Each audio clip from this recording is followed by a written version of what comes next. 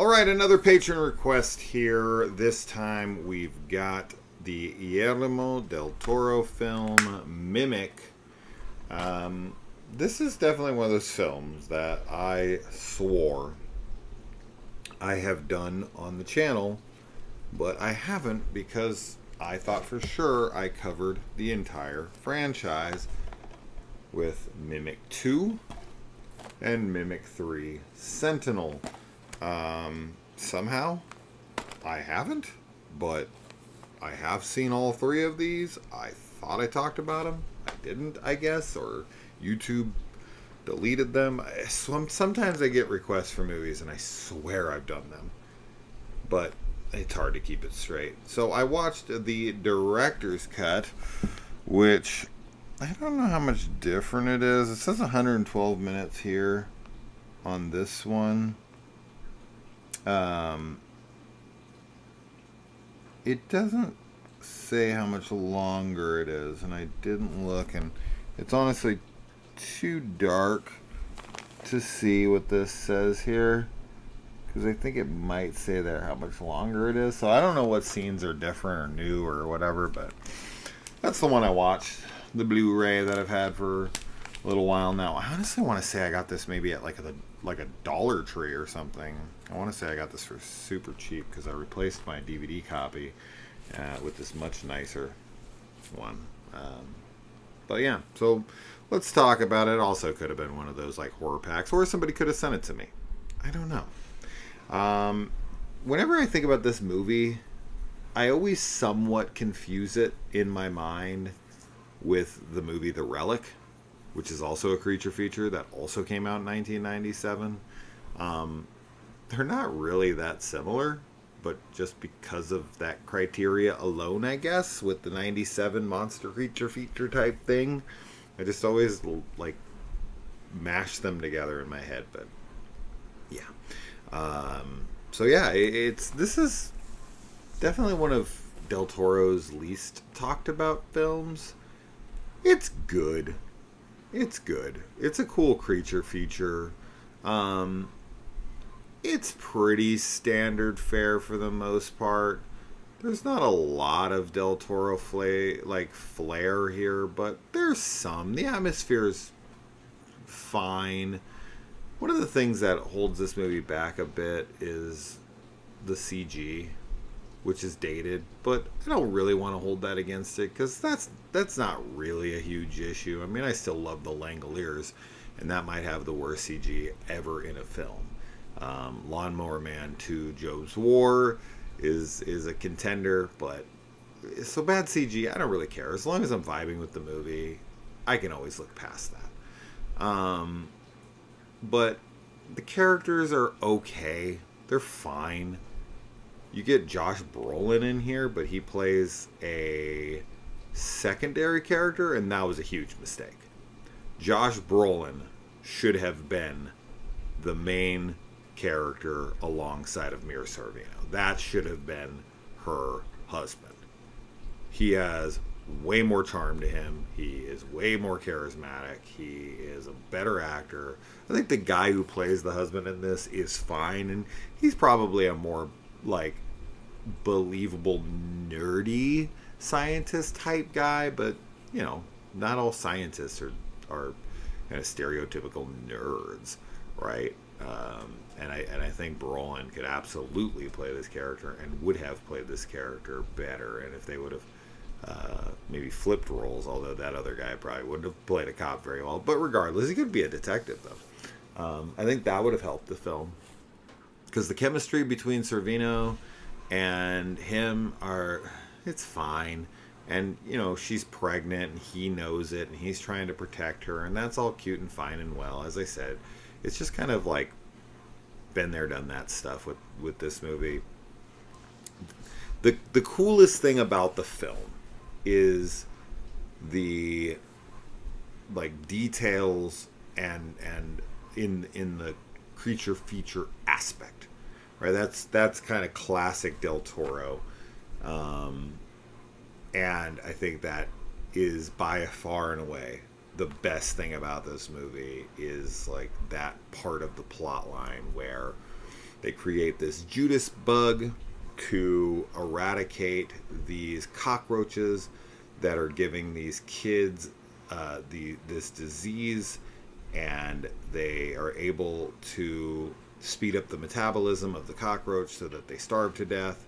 And then the Judas bug is supposed to die out because there's only females.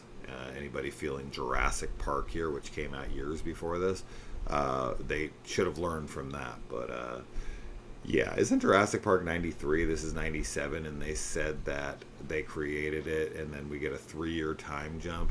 Shouldn't they have learned from Michael Crichton or Steven Spielberg or Dr. Alan Grant or Ian Malcolm, or anyway? Regardless, they think that they can genetically modify this bug and it's just going to die out because there's no males, and they're only going to have a lifespan of a few months, and then 3 years later, these bug hustling kids, which I like that. She's some kind of what is she, an entomologist or whatever? She's a bug lady, and she buys these specimens from these kids who find unique specimens, and these kids are wheelers and dealers. Now, there is another kid in this movie, Chewie, who is a special needs kid who is able to survive this film because he can mimic the mimic by creating that clicking sound, Mr. Funny Shoes.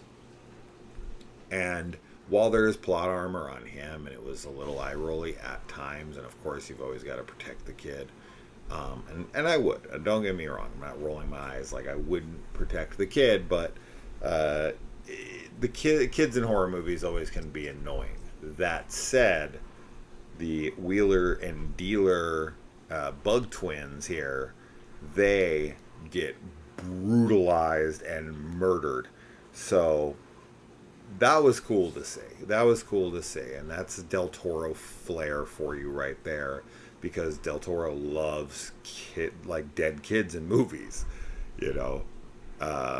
He loves to have ghost movies about kids, whether he's producing them with The Orphanage or he's directing them with The Devil's Backbone or whatever. Dead kids are up his alley, and so it was nice, as fucked up as that sounds. Yes, yay, dead kids. No, just with horror movies especially, it's I want everyone to be susceptible to dying. And a kid in this situation would not do very well. I mean, full-grown adults don't do very well. And this kid has a talent that he's able to utilize. He doesn't even know he's doing it. He just thinks they're his friends. But I'm assuming after they murder his guardian right in front of him, he probably changes his tune there and is okay, it's probably time to leave, which really does suck. Because once Mathis from James Bond finds him, he dies 2 seconds later. It's damn, that's brutal.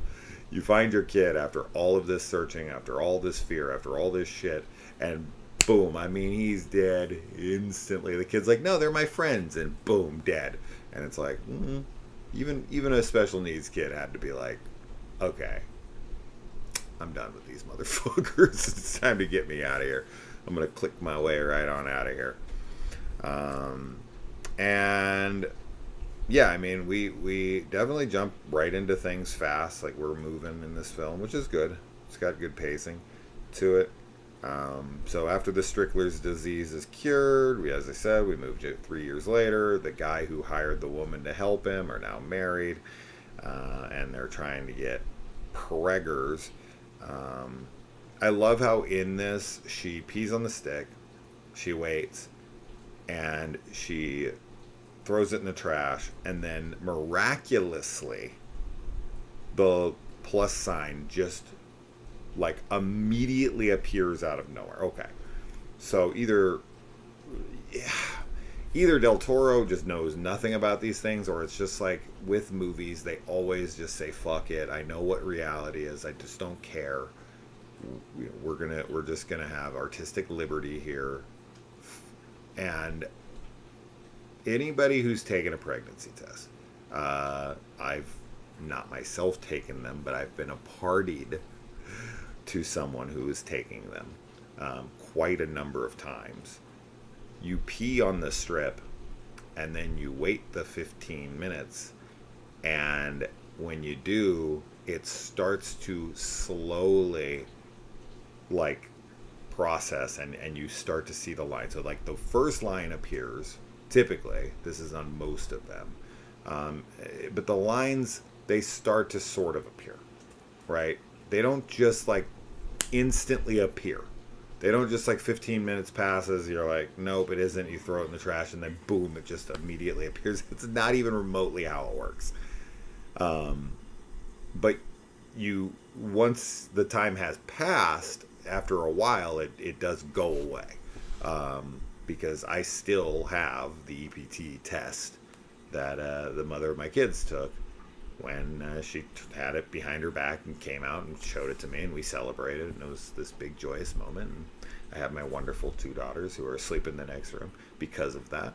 But yeah, I kept that because it was the greatest thing that's ever been given to me outside of the actual children themselves. But let me tell you, that is not how a pregnancy test works. So I thought that was so fucking funny when I saw it. It just flashes up on there like really quick, and I'm like, I got some problems. I got some problems with this. When Servino and her dude are like, supposed to be having their chemistry moment, she has like a full bathtub, and she's dressed. She might be in a nightgown or something, whatever. She's wearing clothing, and he like basically tackles her into the tub, smashing her into the water, and her head actually hits the back of the wall, and she's like laughing and giggling and like kissing on him. Dude, no fucking way. No fucking way. So something I've talked about many times on the channel over the years is in movies when guys like push girls under the water, push girls into a pool, or grab them while they're in the pool and pull them under. Chicks hate this. But in movies, for some reason, the girls always come up and they're like, you asshole, and they're like splashing and they're laughing. No. Maybe there are some women that's true with. I'm sure there's exceptions to the rule. But 99% of the time, that girl, you have just made an enemy with. She is going to be so fucking mad at you, and you're going to have to do some serious apologizing and whatnot. So you do not pull women under the water when they're like haven't already been, or even if they have been, but especially if they're like trying to keep their hair out of the water, any of that stuff. And him like tackling her basically into the bathtub, and her hitting her head on the back. No. No way. She's like, oh, woo-hoo-hoo. Is he like trying to abort the baby? And then, yeah, the movie has a good atmosphere to it. It's got a good feel to it. I liked that about it. And then, let's see. We get a Norman Reedus appearance here, and he is young. This is almost 30 years old. In 2 years, this will be 30. That's crazy to think about. And I just saw the trailer for Walking Dead Daryl Dixon Season 3, where they end up in Spain. That season looks pretty rad. I'm one of the few people who still watches all the Walking Dead shows. I actually need to finish Dead City Season 2. I'm falling behind on that because I'm always doing this channel. And I'm always watching One Piece. Because there's an endless amount of episodes. And let's see. The guy in this movie is using a StarTAC cell phone. I haven't seen one of those since probably 1997 when this movie came out. That's the phone everybody had then. And yeah, I mean, it's revealed in this that insects mimic their predator, which is cool. I like that. This is where the movie excels. It comes up with this cool premise of that this bug has developed and evolved they explain through like thousands of years of evolution that they're able to like warp speed through it, and it grows into a man-like shape with a face, like where it can like cover and make a face looking thing. Um, I would love to see the scene where it like found and put on a trench coat to like blend into society. They definitely don't do that enough. That I would have liked to have seen more. Is this guy kind of like walking the streets of the city and stalking and killing people as like Jack the Ripper. But we don't really get much of that. We don't really spend much time above the city. We're mostly in the sewers with a limited cast, which I think is a downside for the film. And I know that in the third film is the one where the kids in the bubble, basically, like the boy in the bubble, and like they're watching from the window. He kind of he's not the Chewy kid, but so yeah, blah, blah, blah. When residents of an apartment building begin to disappear, Marvin comes to believe the unthinkable, the mutant breed of giants, blah blah blah. Yeah, though he's confined to his room due to a severe illness. Yeah, he's like the boy in the plastic bubble. I don't even remember what the second one's about, to be completely honest. It's probably just like, rinse, lather, repeat. The second one is always just like, the bugs that were thought to be dead are actually back, and they'll have like a scientist who's trying to kill it. It'll be like the exact same film. And then the third one ends up going off and doing its own thing with these direct-to-DVD sequels, or like, with The Grudge 3, right? They always kind of just go off and do their own thing. And while they're not as good of films or good quality of films, I do respect the fact that they're just doing something completely different. Mostly because I would assume that these scripts were just kind of retrofitted to be a mimic film after, someone bought a script that seemed like, hey, this is something we could turn into a mimic film, or a whatever other film that these end up becoming. 4 years ago, a cockroach spread plague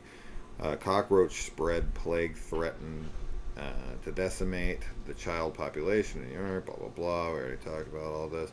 The plan worked until the creation, thought to be dead, but the mutated cockroaches have now undergone another imaginable metamorphosis and once again threaten to take over. Yeah, it's just a rinse, lather, repeat film.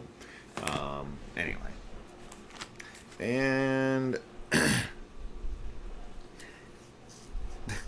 they fight a bit for sure, and the main scientist guy, he's like yelling at Charles Dutton's character, who's like a cop, to shut the fuck up, and he's like singing because he gets nervous, and that's what he does. It's like his nervous tick, and then he keeps like yelling at him to shut up. But it's funny because like one of the reasons is like, we're gonna get heard, we're gonna get found, and plus I can't think and whatever. But he's also yelling, right? It's like, shut up, everyone's gonna be able to find us, and it's like, you need to shut up too. And then finally they end up getting attacked, and then that's when they figure out the camouflage thing, as they always do. Rub the zombie guts on you, rub the bug guts on you, whatever. And they won't be able to smell you, and they'll go away. And then right after that scene, then all of a sudden, they're like whispering their plans to each other. And it's like, you couldn't figure that out.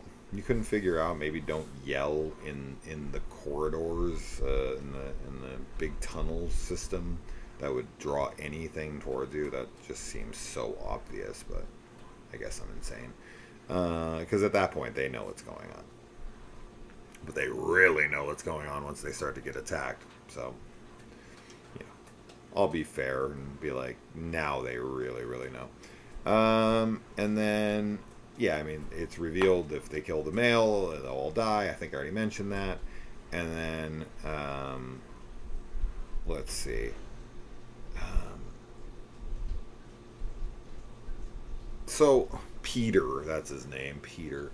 Peter's the main character, male main character, doctor, husband.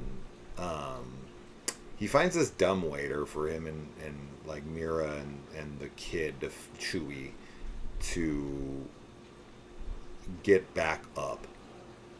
And then he like pops them in there, and then he looks back and he's like, oh, I gotta basically like make sure that they don't make it out of here. Like we gotta stop them here, or they could spread and kill everyone eventually, which is noble and fine, and yeah, sure, I get it. But I found it very odd because she's like, no, I don't know what the plan was, because like he has to stay to use the dumbwaiter.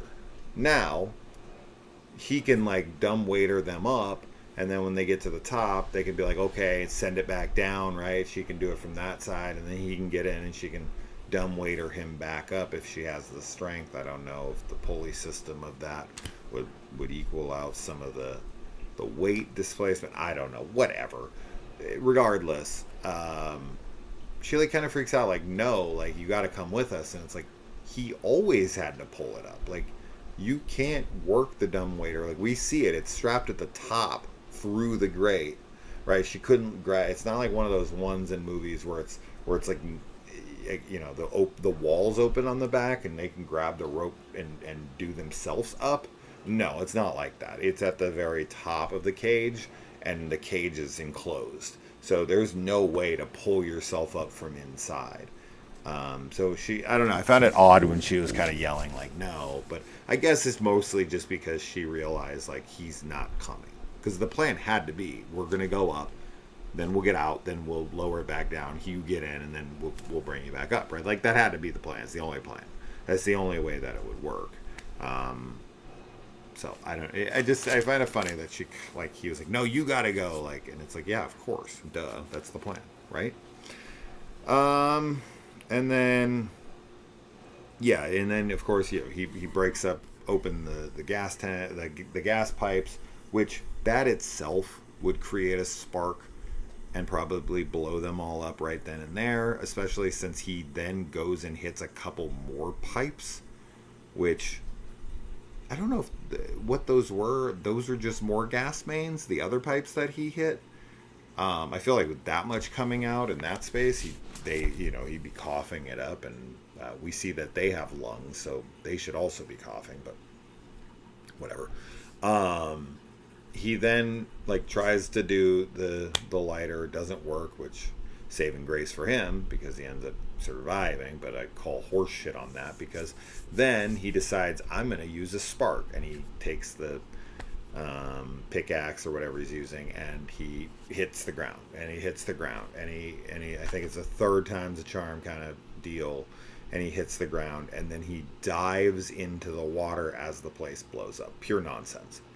Absolute nonsense, right? Like, he could never react fast enough to get in that hole. As soon as the spark hit, because here's the thing, I guess you could be like, all right, he's going to like do a spark as he falls in, but no, he hits it once, doesn't work. He hits it twice, which doesn't work. So he doesn't know if he doesn't know when it's going to work, because the first two times don't work. So the third time, the spark would have to hit. He'd have to see the spark happen. Then he'd have to see the flames and go, okay, now's the time to go. And then he'd have to move down, jump through the grate, and miss the flames. There's no way. It would instantly annihilate him. Like, as soon as he hit, it would blow up in his face. The gas is all around him. That's why that spot where it's in front of him, he hits it and the gas erupts and burns the whole place out. So how he's able to see the spark after two failed attempts and jump into it all in like one motion, basically, no. Absolutely not. Absolutely not. So I get, you could have had him, throw the thing and jump in, and when it hits the metal or whatever, it sparks and blows the place up. That I could have bought, he'd have to bank on the fact that it was going to spark as he threw it, but there's no way you're hitting it, sparking it, as seeing that happen and then jumping in. That's impossible. There's no fucking way. Have you ever lit something on fire like gas? Like, it instantly erupts. Like, you don't get to see it and then move. It's an instantaneous thing. All right, I've harped on this enough, but it's pure nonsense. But he misses the fucking male. The only one that really mattered was the male. I guess the females matter somewhat because they could wreak some havoc. So it's good that he got rid of them. But the male's the real one, and she takes it down by playing chicken with a subway car, and she runs and she just dodges the subway car, and then boom, the male mimic goes down. He holds on for a little while, but eventually his arms give out on him, and boom, dead, gone. And then the guy comes out. He's like, "I'm so sorry, your husband's dead. It's over for you. Like, there's no way. We searched the whole place." I don't understand how this is possible either. I don't get this at all. He's like, "We swept the whole area. And nothing could have lived. Nothing's down there." And then a minute later, the guy walks out. Where were they sweeping? I don't understand. I don't understand. Like, they sent down tons of people. He would have had to come out of the water, come up through the grate, which I don't even know how he got through there. Maybe he came out some other area. Maybe the water swept him somewhere, and he came up in a different area than they would have thought he was in. Is that what happened? Or did he just go into the water? Because we never see what happens. I would assume he comes right back up after the flames have dissipated. Although, I don't know, like, the gas would be coming out of the gas main for a while, so I guess it wouldn't be on fire for... It doesn't matter. I think he'd be alright. So, like, he dives in the water, the flames are burning around him, they flame out, and then he comes up, he goes back up through the grate, and then he goes to find the exit, and in that, he never ran into any of the recovery team, that whole crew that was sent down there to investigate the whole thing. They couldn't find him, so what else couldn't they find? If they couldn't find the guys that was walking around wanting to be found, how could they possibly find anything that didn't want to be found? Whatever. He survives, and then he's like, "You're pregnant. We're going to have a baby." And that kid is like, "You already got a kid, because I don't got nowhere to go. So get ready for the tap dancer. I'm going to be doing this all night." They'll kick that kid right back in the fucking sewer where they found him after he clicks that shit enough and keeps calling people magic shoes. So yeah, I would assume he ends up with that kid. What they should have done with Mimic 2 is do what they did with The Fly 2 with Eric Stoltz. And it's the baby of Brundlefly. This is what should have happened with Mimic. The Mimic infected her with its seed, and the baby that comes out of her is a mimic, but it looks like a human, and then it turns into a mimic like bug after it's out of the womb for a while, after it's like a kid and it's killing people in town. And that would have been cool. That would be the way to do the sequel. It's ridiculous, but I feel like it kind of fits with the ridiculousness of a lot of sequels. So anyway, I think that's it. Yeah, it's an interesting movie. I don't love it. I think it's cool. I think it's got a unique premise with the bug and everything, but not super unique. Yeah, it's not one of his better films, but it was still fun to watch, and maybe I'll get to 2 and 3 eventually on the channel, but I'm covering so many things right now, so fuck me. I have so many more movies to watch. Anyways, that's that, guys. Thanks for the Patreon. If you ever want to support us on Patreon, go check it out. No begging. I'm not on my hands and my knees. Oh, please. Just, if you like what we do and you want to throw us a few bucks a month to keep the channel rolling, to help us pay for all the shit that we do, all the movies we rent, all the content that we provide, it'd be great. If not, totally cool. Watch the videos, hang out, comment, like, subscribe, share, all that shit. You know how it goes anyways, guys. All right, I'll see you in the comments. Adios.